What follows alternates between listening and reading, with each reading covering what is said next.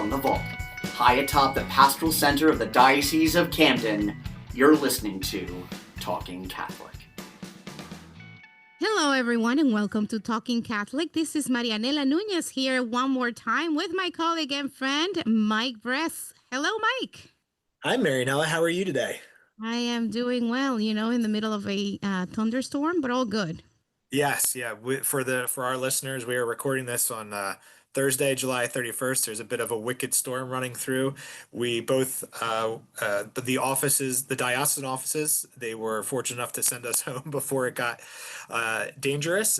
But you will inadvertently hear some thunder in the background, probably, and I will pre-apologize if you hear a dog bark in the background because I am recording from my home, and Lord only knows what that puppy will do in the next hour or so.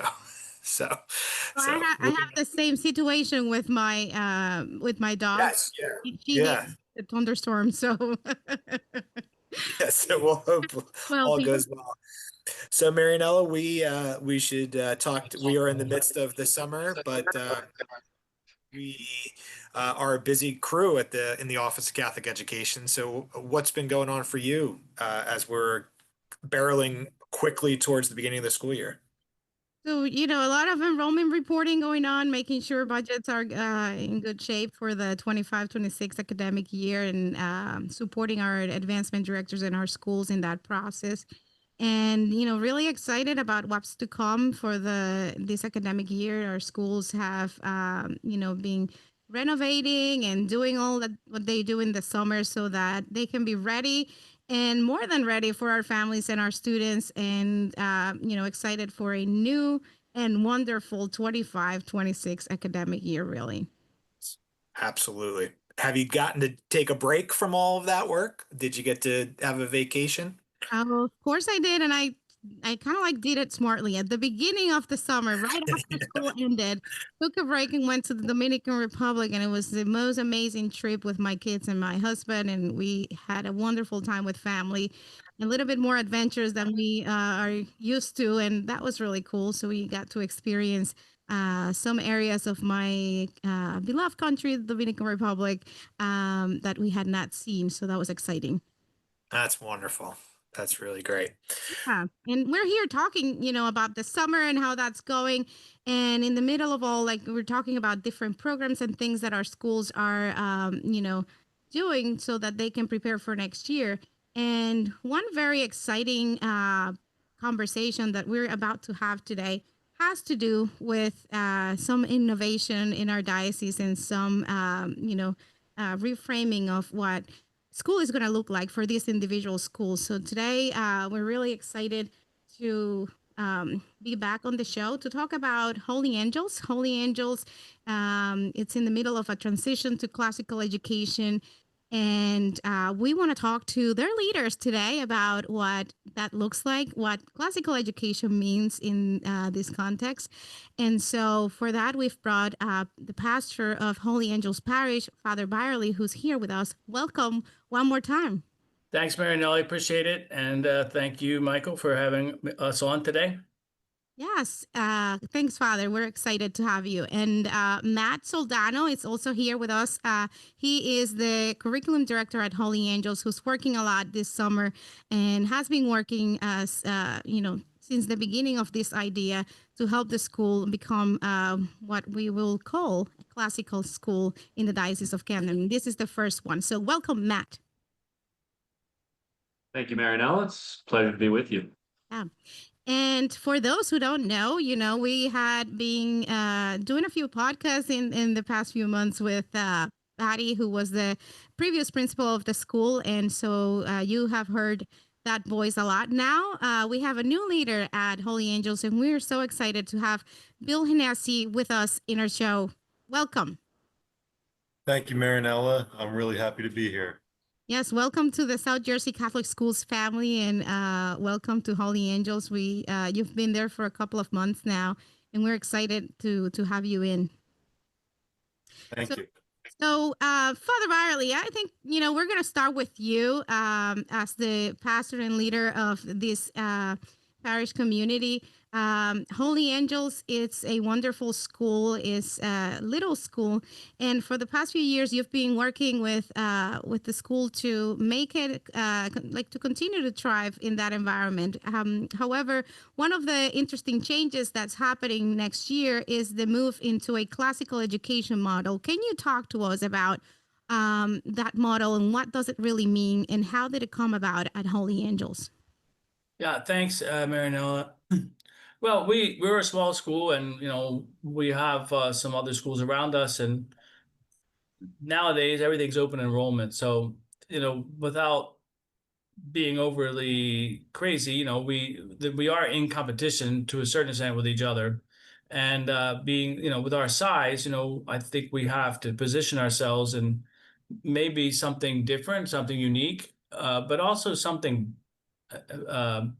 I think that goes back to our Catholic roots of what education is about. And I think that was surfaced by actually Matt Soldano in some of his research. It brought it to me and to Patty Paulson, the principal, before. And it's a beautiful idea to really see how we can enhance our culture, our school culture, and our education of our children.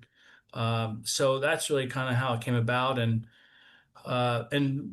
reviewing the data and and actually visiting schools that do classical education, have seen something that was really eye-opening to me about the value of this. I mean, we always talk about integration of our faith into our schools, and we do that. We have religion class and everything, but the idea of how we can truly form these children into, disciples of Christ, and to really have them open their hearts to the Lord.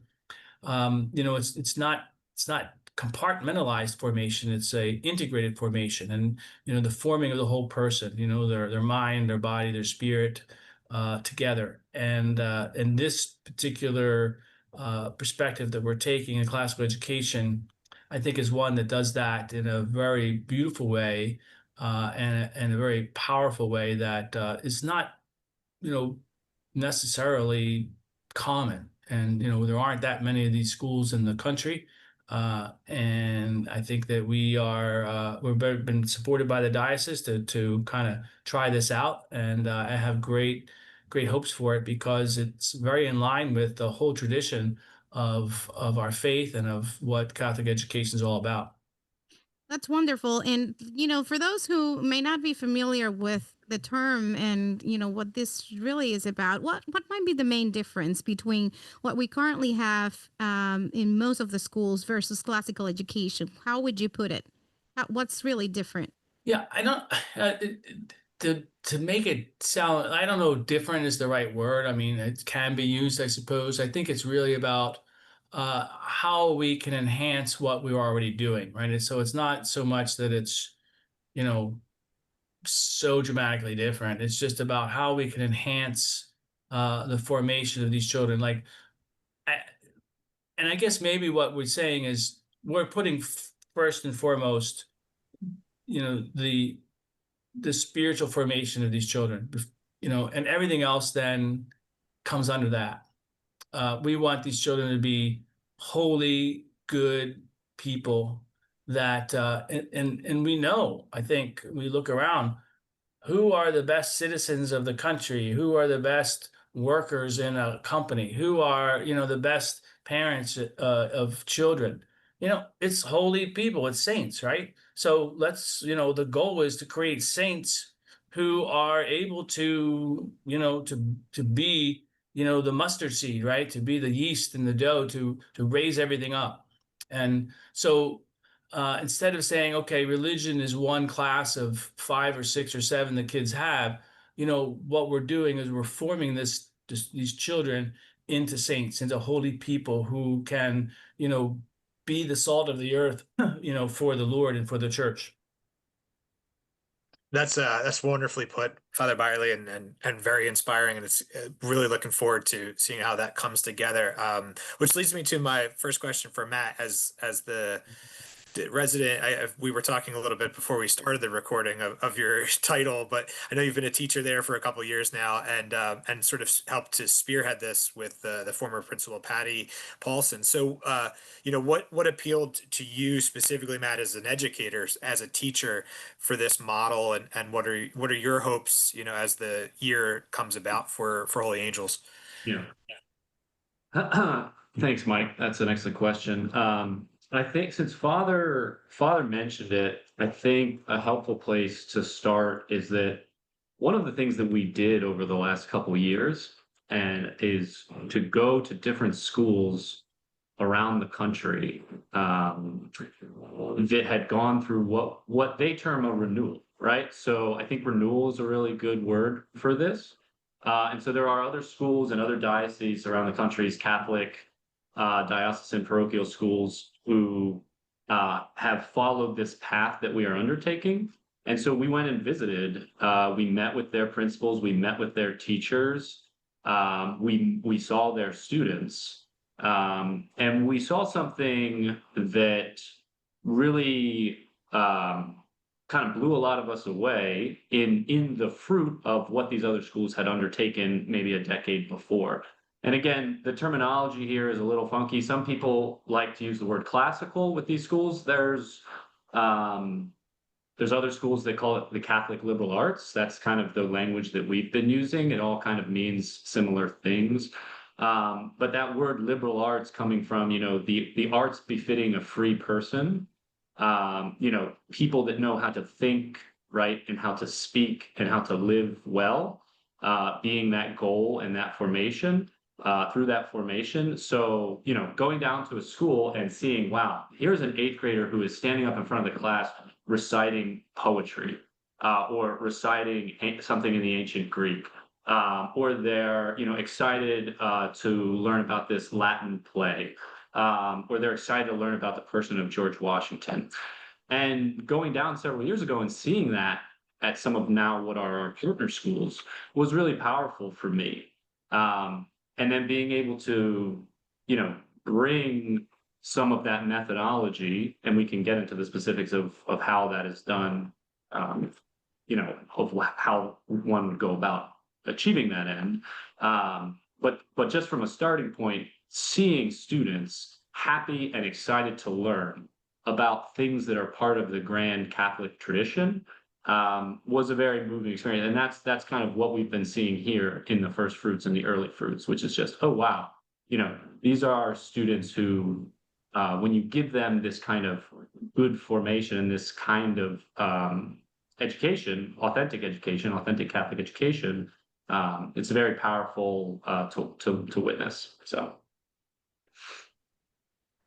that's amazing. Can you talk about those schools that you visited around the country, and what really was one thing that you took with yourself when you did one of those trips? yeah, so I think one of the things that I took was that, as I'm a middle school teacher, humanities is the subject material that I teach. And seeing 8th graders that were excited to learn about the content, and excited to do things like sing, to do things like read poetry, and be excited about it, to read actual books, not just be on a computer screen all day,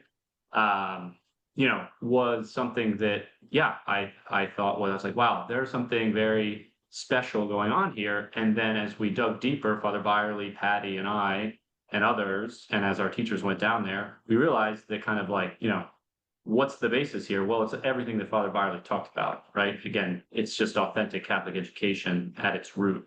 And you see that fruit in the students as that profile of graduate who's graduating from 8th grade.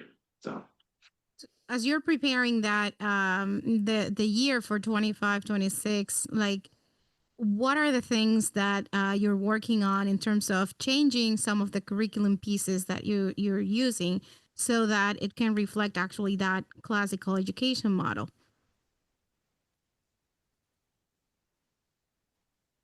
yeah, so is that a question for me or for Bill? Either or. I'll answer it quickly and then let Bill speak to it more. So, I think using, for example, an increased use of recitation, okay? Taking things like poetry and have the students learn them deeply in class. Things like, so last year, I'll give an example. Our students read The Hobbit in 6th grade, which everybody loves The Hobbit. We had 6th graders that, were able to deeply learn and understand and then recite a 14 stanza poem all together, all in unison, as part of their kind of like, as a way to kind of learn deeper what's going on in The Hobbit. It is techniques like that that are kind of, not focused on in a lot of modern education. Recitation, orthography, dictation, these kind of like more old ways of learning, classical, if you will. Those are some of the methodology that we are implementing K through 8. Everything from just learning scripture verses as a kid, or focusing on handwriting, focusing on cursive, things like this. So I'll let Bill speak to it further.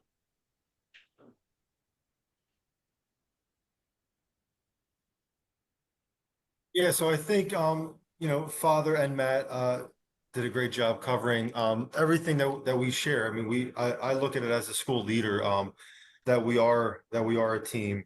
And that specifically, I think when it comes to some of the shifts, so for me, my background, I was a high school English teacher, and I spent the past 12 years in public education. And so I think one of the big things that sticks out in this liberal arts renewal that we are undertaking is, just as Matt talked about, the idea of pedagogical approaches, like how students learn. And it's not just a matter of simply changing the curriculum. That's a big part of it, but it's also how students are actually learning, what's happening in the classroom, instructional activities. For example, I know Matt talked about recitation, but it could be something simple as note-taking practices. So rather than having a graphic organizer, students are practicing their listening skills, and they're practicing penmanship at the same time, rather than simply jotting down information. And I think with this renewal, kind of like what Father was talking about earlier, we're focusing on more so of concrete skills that we want to concretize within students. It's not just a matter of information transfer. This Catholic liberal arts renewal is really trying to get back to connecting the head and heart all throughout the day, not just talking about God and religion class, but really having that kind of imbued all the way through. But from an instructional standpoint, we want students to have a deeper level of knowledge that they can then build on. And I think a lot of schools, a lot of practices, they try to talk about that. And I think some do it well. And this approach to instructional settings and having a different approach to how students learn, I think the proof is in the pudding. And by going to these different schools to see how it's done, I think there is so much, there's such a resource in just seeing what's really just a good education at the end of the day. And that's what we all want. That's what we're all striving for. But again, that's one of the unique things that I saw, and especially with this renewal coming to Holy Angels, I don't have to bracket off the faith. It's such an integral part of who I am, and the Catholic liberal arts renewal is really allowing that integration and promoting it throughout the entire day. Again, not just during religion class, or not when Father Byerley's in the building, but it's imbued all throughout it to point us all towards the transcendentals, truth, beauty, and goodness. And it's through vessels of having a good content-rich curriculum. But again, those are some of the approaches that I find appealing and very distinct, and some marks of success. So if I could just interject real quick. Yeah, please. One of the things that I, last year, and you say, well, what's the value of recitation, right? Like, why take up time to learn something and recite it? So I, was in class, about the 8th grade class. I teach that one day a week, and I was in there, and they had learned the Gettysburg Address, and they just picked a couple random kids who just stood up and did it. And okay, you say, well, how hard is that? Well, it's not necessarily easy, because that's not something we do nowadays. But the look on these kids' face when they stood up in front of their peers and were successful in doing that gives them a tremendous amount of confidence to be able to do other things. That's an intangible thing that comes from, this type of thing. So like, in Greek, we have techne, we have arte, like the techne, the skills of things that we do should promote the arte, the flourishing of the individual. And I think the point of, this liberal arts education we have is to kind of blend those two things together to really help these children flourish. And I've seen it already, as we're still kind of starting this process. I've seen it in the faces of these children who gain confidence. That, like, before you ask them to do something, like, oh, I don't know. These are kids who never talk out loud or rarely talk out loud. Now they're standing in front of their peers and reciting this address that they had to take some time to learn and maybe struggle with, and they did it successfully, and they have this giant smile on their face, and they have confidence now. And so the next time you challenge them and answer, they're not going to shy away from that, but now they're going to be able to say, I can do this. And that's not something that's just for grammar school. That's for something that they're going to have for the rest of their lives, to develop this ability to use their minds, to think, to make decisions, to be confident, and being able to do what needs to be done. Rather than, fill a bunch of circles on some kind of, computer test. I just think that we're trying to form the whole person and give them the confidence and the tools that they need to be successful, as believers in Christ, as Catholic, children and adults, but also just in the world too. And I think both of those things fit together very well. I love what you're saying, and I can't stop thinking about the world we're living in right now, where we have a lot of AI, like technology, going on in the world, and there's so much of that. And I think there's going to be a scarcity of individuals who can actually think critically, write well, and do all these things that are now so easily accessible. So can you talk a little bit about that? And I would open this question to any one of you who may want to chime in here about how this model would help with this technology revolution that we are facing right now. I see you're laughing, Bill. I think you have something to say. Yeah, I think, yeah, I'll try to gather my thoughts quickly here. So I'm again having an English background and being a high school English teacher and a passion for poetry. What drew me to education, period, was actually my senior year English teacher, and we were talking about the Romantic poets of the second wave of Romantics, so like John Keats, for example, and just the way my teacher was able to kind of get through to me, and the poem particularly is one of his most famous. It's called "When I Have Fears That I May Cease to Be," and it's asking these very deep existential questions that, as a 17-year-old in high school, I'm thinking, man, like, this is awesome. And so it was the first time in my life that like the head and the heart were connected in a profound way that I kind of like absorbed and like made it my own.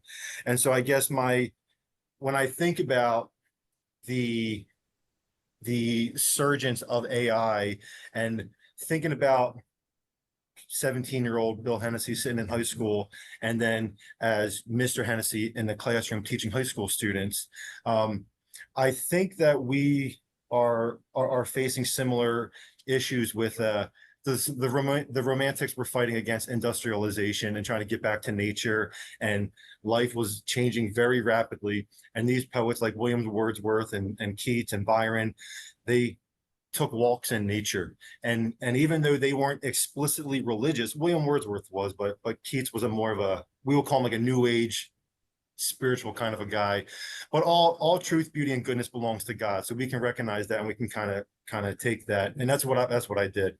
So I think my long-winded answer is this renewal that we're undergoing is it's forcing it's giving students tools that will last with them, and it's giving them something radically different rather than you can give AI a writing prompt and it'll answer it for you. You can give it your essay and it's going to give you a way better response than anything that a kid could write without the proper foundation. So I think I'm excited to be part of it, because I think AI without an unchecked parameters, it replaces the learning, and therefore if the learning is being replaced, it's not being used as a tool. It kind of goes against the business of education. And I think the renewal process that we're undergoing, it has those built-in sort of guardrails that I was trying to fight against in public school. It was, like swimming against a tsunami. So this, to me, like, that's why I'm smiling, because it's built in. The curriculum that we have, our mindset, our pedagogy, it's already there. And to piggyback on Bill here, in the chaotic world of artificial intelligence, which is a disruptor, we don't really know what the world in 5-10 years will look like because of the rapid advance of technology. Think about a kid, and this is a good time to talk about what the end or the goal of education is, which is, think about a kid who went to high school in a STEM program or in college, who was really focused on coding, right? Like 5 years ago. That may be a field that is completely irrelevant in 5 years. You went to school for coding? That's great. We don't need coders anymore because of artificial intelligence. So in a world where we don't really know from the technological side of things what the job market will look like, well, to be able to speak well, think clearly, right, and live well, those are universal things that will help you flourish in any world, regardless of the chaos. And I think this gets at to the core, one of the core differences between a school that is a Catholic liberal arts school or a Catholic school versus modern education, which would be, what is the goal or the end or the telos of education? Is it workforce preparation? Because that would be kind of, again, we kind of talk about this all the time in our staff meetings, which is like, why, if I'm a fifth grader, why do I need to get a good grade on this test? Well, so that you can get a passing grade in this class. Why do I need to pass this class? So you can go on to the next grade. Why need to go on to the next grade? So you can go to high school. Well, why do I need to go to high school? So you can go to college. Well, why do you need to go to college? So that you can get a job. And so now workforce preparation is the end, the goal of the entire education system. Instead of what always has been for 2,000 years, the Catholic tradition of education would say that the goal of education is to know and love the person of Jesus Christ.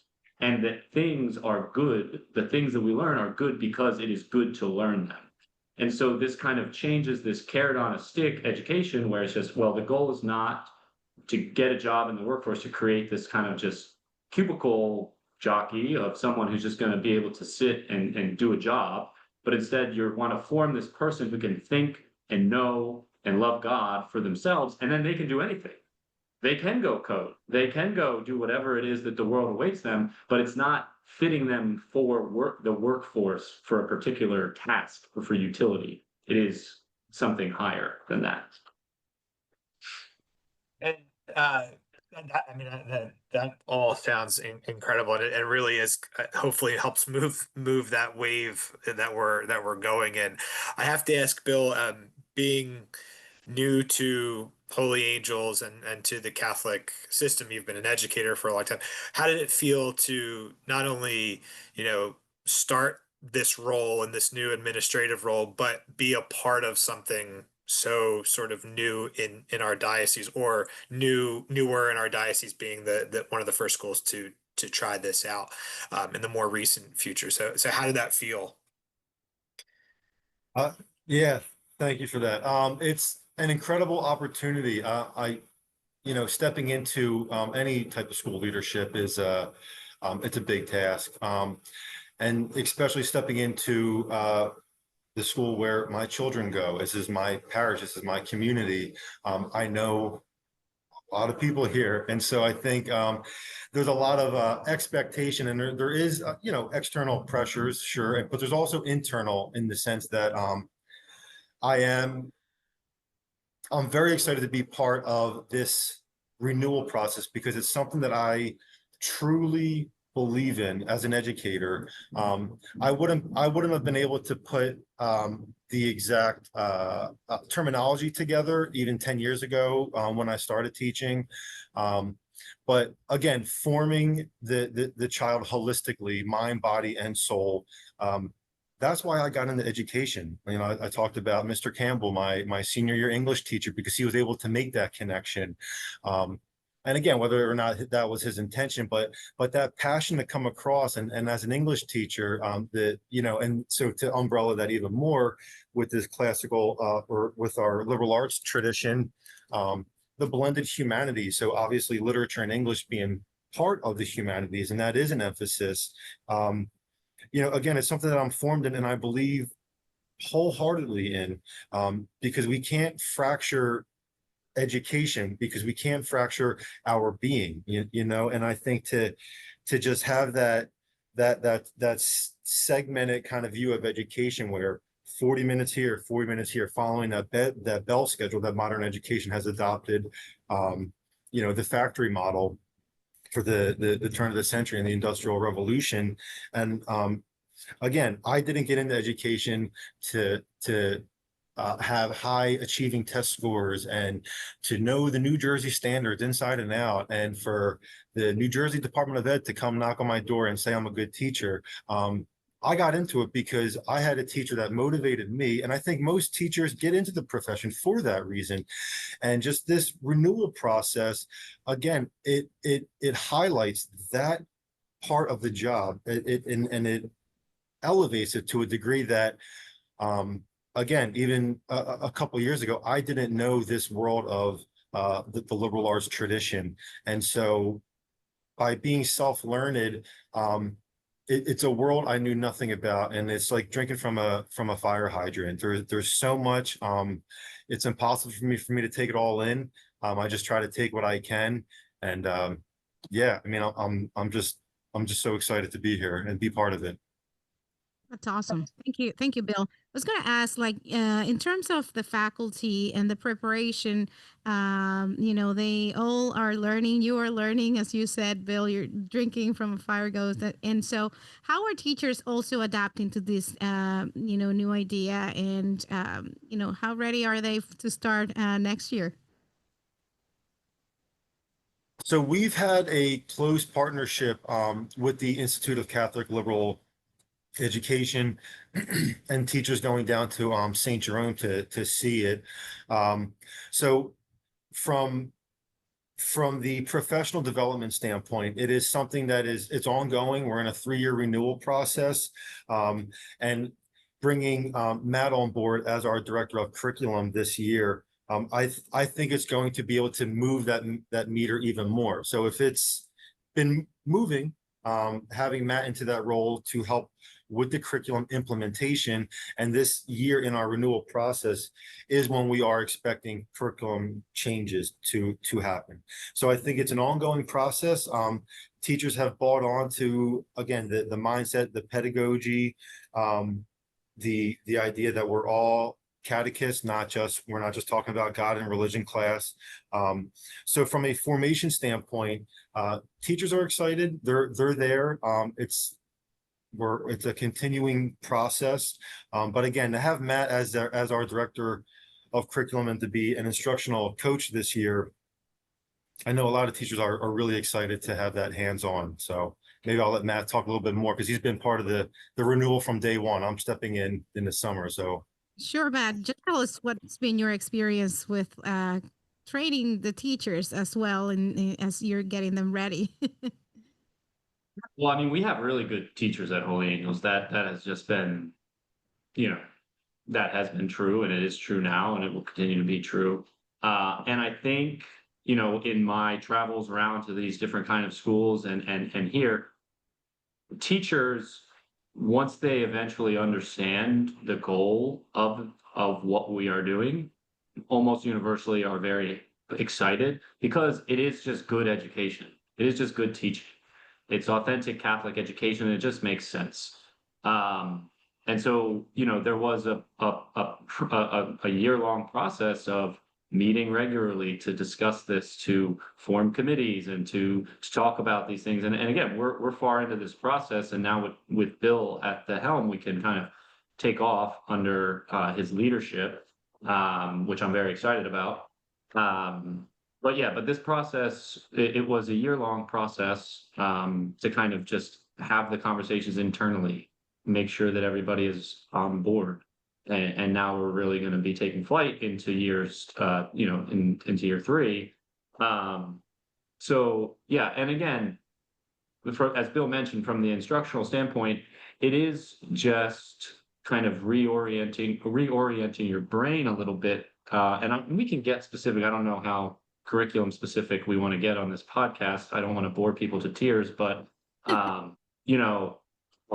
when Bill mentioned earlier the blended humanities, that is one of the big methodological differences. As I mentioned earlier, things like recitation, dictation, orthography, but from a meta concept, in Catholic liberal education, the humanities all are intertwined to various degrees. So our years are broken down by time periods. And the literature, religion, music, and art are kind of integrated into narrative history. So let me give a specific example. When we are studying the medieval period in history, the students are also reading things like King Arthur and his Knights of the Round Table. They're reading the Adventures of Robin Hood. They're studying sacred music from the medieval time. They are studying art from the medieval period, and the religion elements that are being discussed in religion class are relevant for that time. So again, we cover the sacraments during that time. We cover some church history.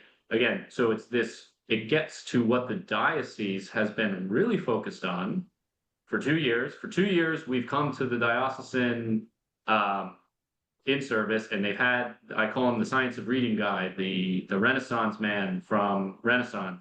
And he gets up there and he talks about, the science of reading.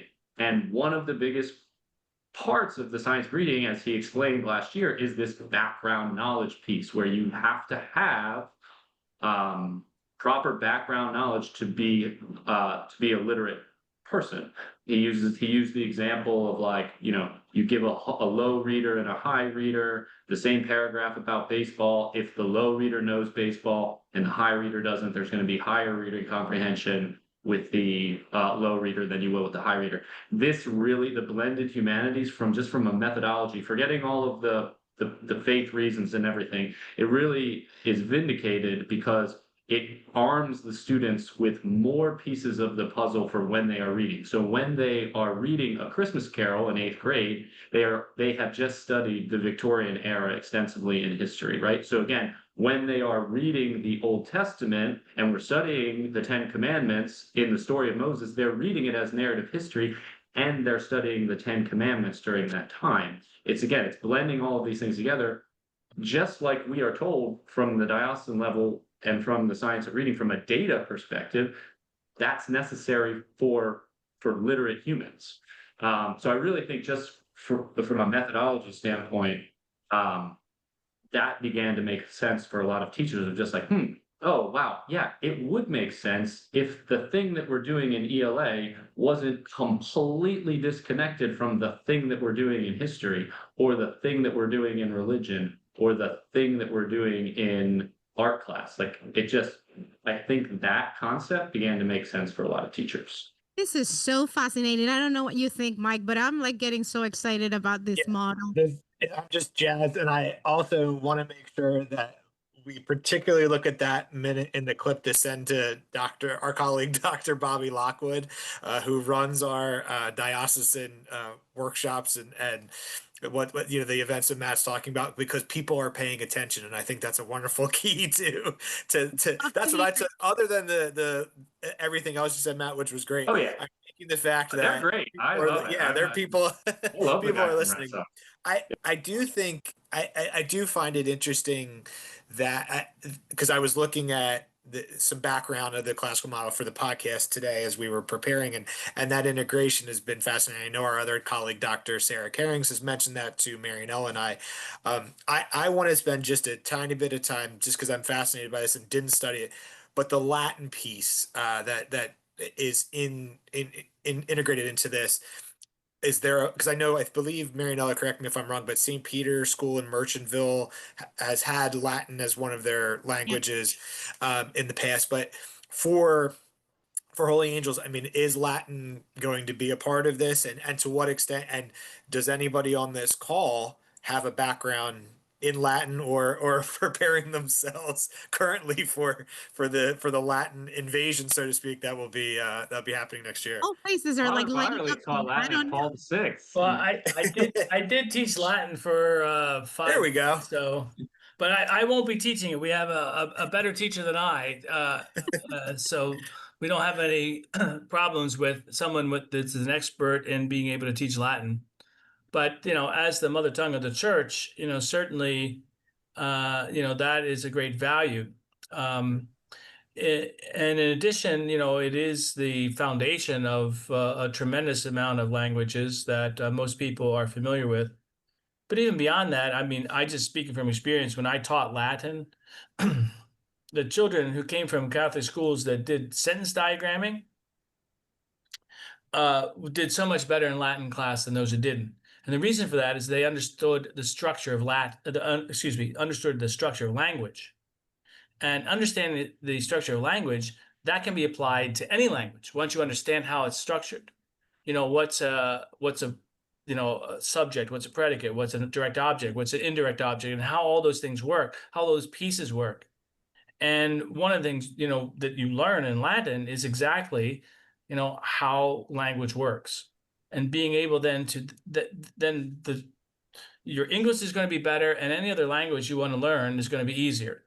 And so it's, in that sense, it fits with that profile of being a thinking student that is able then to apply, that skill across, many platforms. So I think it's a tremendous value. And, as the language of the church, it also integrates into our faith as well, which I think is very helpful. So talking about like integrating, this with our faith, with our faith. Father Byerley, you're a pastor, very busy, and I was wondering, as a pastor, how did you come about, like really wanting to embark in this journey, that seems to us here, as we're talking more deeply about it, it's gonna mean like a ton of work and a ton of renewal for the school. How did you kind of like say, yes, I want to do this? Well, as I said in the beginning, we're all we want our schools to continue, right? We want our schools to thrive. We want them, not just continue, but to thrive. And with a shrinking population of families who are desirous of sending their kids to Catholic school, I think, looking to be distinctive and be is something that can attract students from maybe a larger radius than we're used to. Although that sounds very pragmatic, it's really not. It's also, in the end, the good thing to do is the best thing that we can, right? Like, whatever we can do to help our children be the best that they can, that's what we should be doing. And so maybe as an accidental thing, it might, it's going to help us to thrive and have more students. But first and foremost, we're talking about the absolute well-being of our children, right? That's the goal. Like, we want them to be the best people they can be, and to provide them with the formation that's going to enable that. And I believe in the bottom of my heart that this particular way of, Catholic liberal education is the way to go. So Father, when you speak about the well-being of children, and that's one of our main priorities, as well as taking them to Jesus, right, and allowing them to have a deeper relationship with Jesus. Holy Angels is a very fun school. It's gotten that reputation. Is it going to be more fun or less fun for kids to be part of this model? Talk to parents who might be thinking, well, I don't know if this is what I want for my kids. Talk about, that piece as well. Well, like I said, I mean, just my experience is seeing these kids stand up in front of their peers and recite something and with a big smile on their face. I don't know how much more fun you can get than that. Okay. I mean, we might have our helicopters come in and the Yeah. horses come in and getting my head shaved or whatever. That's all fun. And that's not going to go away. But, we have mass every week, twice, we have mass every week, and the kids come in, they worship the Lord. I mean, and the fact that they're doing that on a regular basis acclimates them to opening their heart to the Lord and beginning to enjoy that, so that it's not something merely that they have to do. It's something that who they are, right? So we're trying to transform this action into their identity. And and I saw that this year with the way the kids even behaved at mass. Every week it was, there was a huge difference from the beginning to the end. And I think that the Lord's grace obviously works in that, right? We give the Lord the opportunity to do what He can do, and He's going to do it, right? That's what we're about. And so, again, in that holistic fashion, it's all kinds of angles that we want to take, providing more and more opportunities for the Lord to touch the hearts of these children, to have them open themselves up to Him, and to grow in the best way that they can. Beautiful. And as you're answering those questions, I want to know, how do you feel the reaction was of the parents that were currently enrolled at Holy Angels, as you were communicating to them the new changes in terms of curriculum and the whole school? I think that it was rolled out pretty well. It wasn't, slammed in their face. It was, explained that it's going to take a few years to do so. Certainly, maybe some of the parents who had been there for a while, they wanted it to be the same, but the changes aren't so dramatic that it's like two different schools. It's about growth. It's about, fullness. And I think that what parents have seen over this past year has allayed any of their concerns they may have had. And moving forward after a few years, the culture will have changed enough and there won't be any resistance. And not that I've even felt any resistance to begin with, but if there were, it would not be present anyway. Thank you, Father. Mike?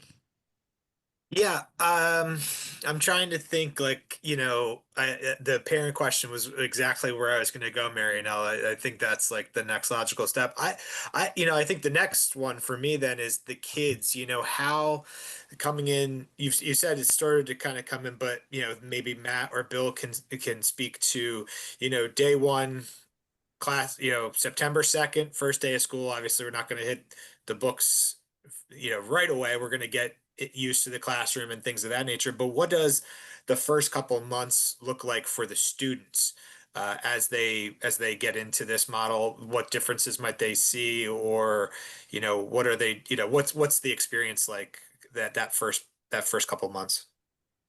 Well, I can feel this, I think, a little bit because I last year I taught 6th, 7th, and 8th grade history and religion under that humanities umbrella, as we're now terming it. And in the beginning of the year, a lot of the students were there. In the very beginning of the year, there was a little bit of, oh, this is a little different, right? Like they were used to being on their Chromebooks a little bit more, and they were used to a lot of multiple choice tests and true and false things, as opposed to writing and reciting and oral exams.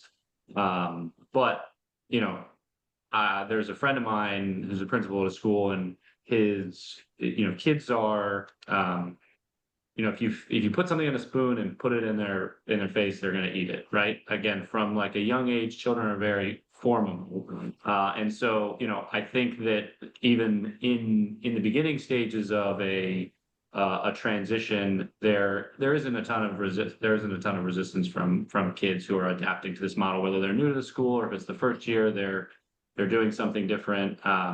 They're mostly just happy and they mostly just enjoy learning. But again, it's going to be a new year. It's an exciting year. We have a lot of cool things planned, so we're very excited to get it started. Great. And I was gonna ask, like, we're almost getting to the end of the show here.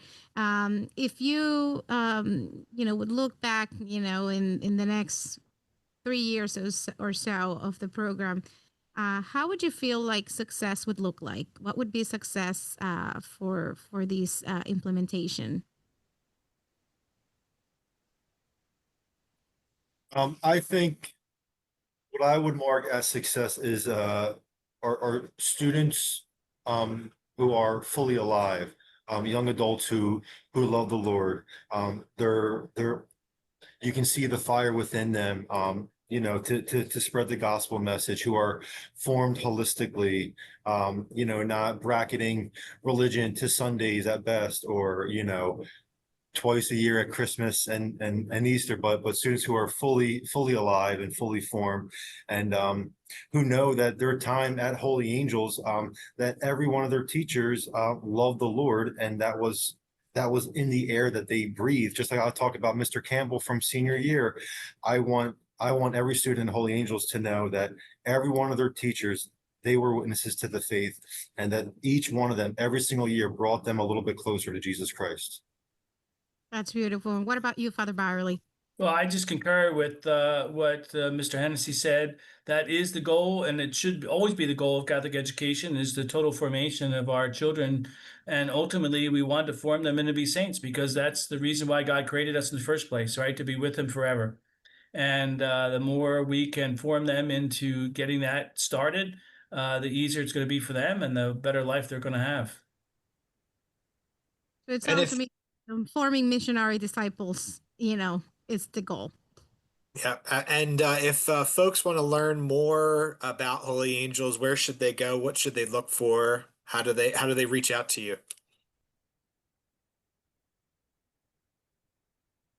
Bill, you can give them the address if you want.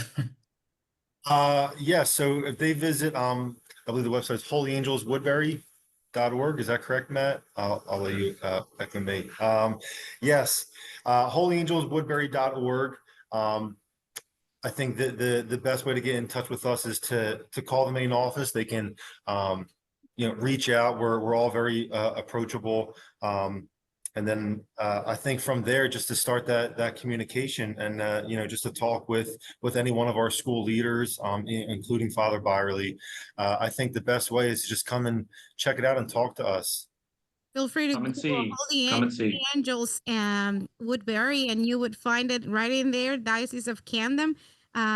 We still have openings available, I believe, Bill. So I would be more than happy to guide you through as well in my office as I do enrollment for the diocese.